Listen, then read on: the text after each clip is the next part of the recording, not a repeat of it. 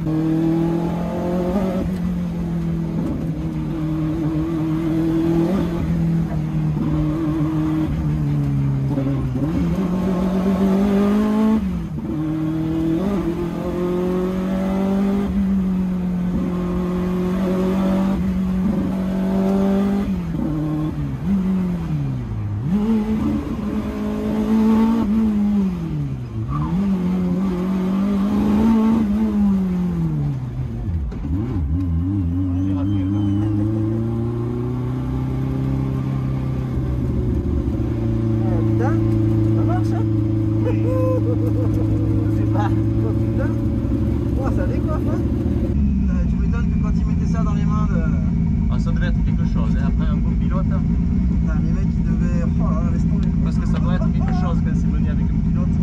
Ah ouais. Les mecs. Mais c'est une conduite dure. Hein. Oui, tu le sens que j'ai une berlinette, c'est un jouet à conduire. Oui. Là, c'est pas un jouet, c'est difficile. C'est violent. Elle est faite pour que. Il faut que ça soit directif, quoi. Il faut que ce soit violent, entre guillemets, quoi. Il faut être méchant, il faut vouloir la casser, on va dire.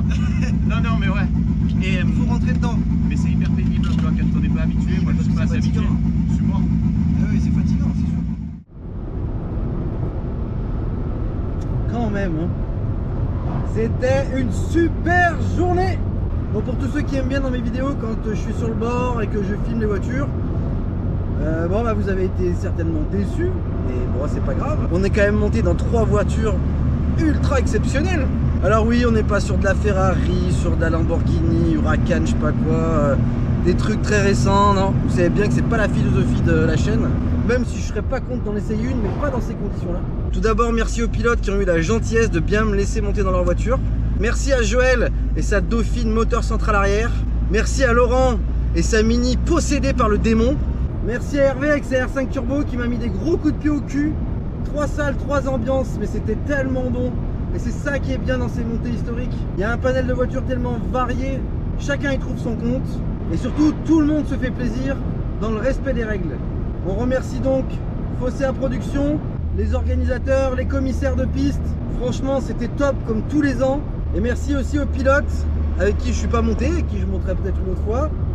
En tout cas, merci aussi à vous de faire vivre ce genre d'événement parce que c'est vraiment du bonheur. Encore une fois, likez la vidéo si vous avez aimé, commentez, partagez-la massivement. Et à bientôt pour un nouvel épisode de Dans ta caisse.